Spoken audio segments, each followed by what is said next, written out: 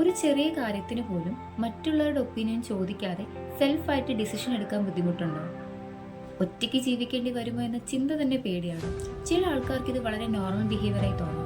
പക്ഷേ ചില ആളുകളിൽ ഇത് വളരെയധികം കൂടുതലായി കാണുന്നുണ്ടെങ്കിൽ അത് ഡിപ്പെൻഡന്റ് പേഴ്സണാലിറ്റി എന്ന സൈക്കോളജിക്കൽ കണ്ടീഷൻ ആയിരിക്കാം. ഈ ഡിപ്പെൻഡന്റ് പേഴ്സണാലിറ്റി ഉള്ള ആളുകൾക്ക് അവരുടെ ജീവിതത്തിലെ പല കാര്യങ്ങൾക്കും മറ്റുള്ളവരെ വളരെയധികം ഡിപ്പെൻഡ് ചെയ്യാനുള്ള ടെൻഡൻസി കൂടുതലാണ്.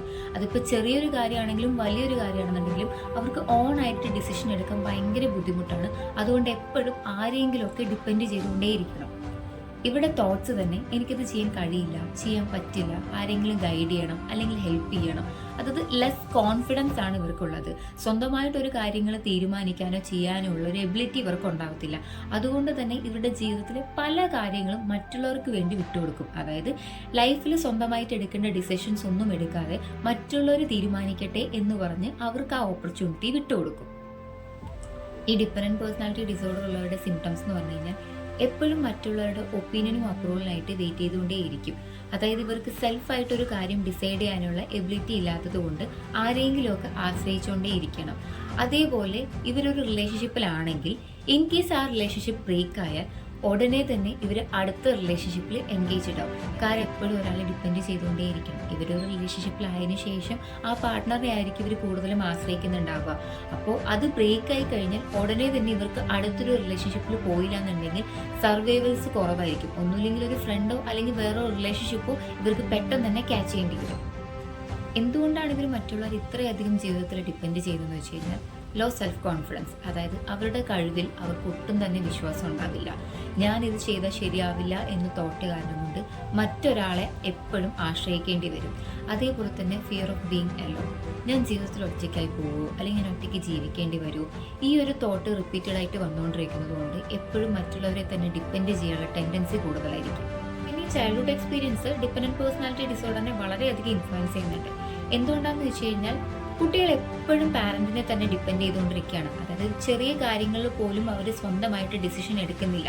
ഈവൻ തോ അവർ ഡെയിലി വെയർ ചെയ്യുന്ന ഡ്രസ്സിൽ പോലും പാരന്റ്സ് ആണ് ഒപ്പീനിയൻ പറഞ്ഞുകൊണ്ടിരിക്കുന്നുണ്ടെങ്കിൽ ഓഫ്കോഴ്സ് കുറച്ച് കാലങ്ങൾ കഴിയുമ്പോൾ അവർക്കും ഡിപ്പെൻഡന്റ് പേഴ്സണാലിറ്റി വരാനുള്ള ചാൻസസ് വളരെയധികം കൂടുതലാണ്.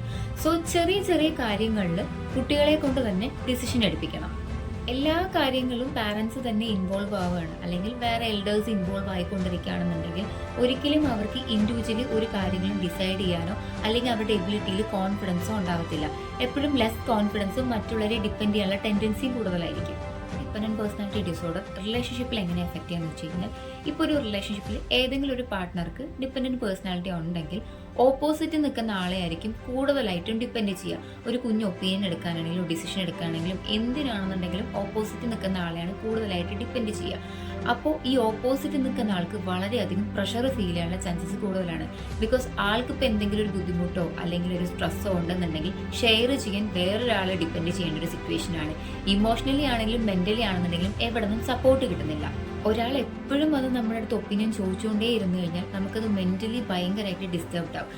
അതുകൊണ്ട് തന്നെ ഈ റിലേഷൻഷിപ്പ് ഇംബാലൻസ്ഡ് ആവാനുള്ള ചാൻസും കൂടുതലാണ്. ഇത് മാറ്റാൻ പറ്റുമെന്ന് ചോദിച്ചാൽ പറ്റും. കറക്റ്റായിട്ട് ട്രീറ്റ്മെൻറ്റ് പ്രൊവൈഡ് ചെയ്യുകയാണെന്നുണ്ടെങ്കിൽ ഓഫ്കോഴ്സ് നമുക്കിത് ചേഞ്ച് ചെയ്യാം. അതേപോലെ ഒരു മെൻ്റൽ ഹെൽത്ത് പ്രൊഫഷണൽ സപ്പോർട്ട് കൂടെ നമുക്ക് വേണം. ഒരു സൈക്കോളജിസ്റ്റിൻ്റെയോ സൈക്കാട്രിസ്റ്റിൻ്റെയോ സപ്പോർട്ട്. ഡിസിഷൻ മേക്ക് സ്കിൽസും നമ്മൾ ഡെവലപ്പ് ചെയ്യണം. അതായത് ചെറിയ ചെറിയ കാര്യങ്ങൾ തന്നെ ഡിസിഷൻസ് എടുത്ത് പ്രാക്ടീസ് ചെയ്യുക. ആരെയും ഡിപ്പെൻഡ് ചെയ്യാതെ ഓൺ ആയിട്ട് തന്നെ എന്ത് വന്നു കഴിഞ്ഞാലും കുഴപ്പമില്ല, സെൽഫായിട്ട് തന്നെ ഡിസിഷൻസ് എടുത്ത് പ്രാക്ടീസ് ചെയ്തു കൊടുക്കുക.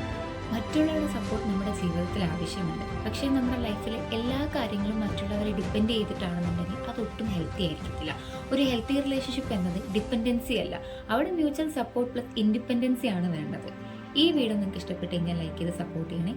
കൂടുതൽ സൈക്കോളജി റിലേറ്റഡ് വീഡിയോസിനായിട്ട് ചാനൽ ഒന്ന് സബ്സ്ക്രൈബ് ചെയ്യുക. താങ്ക്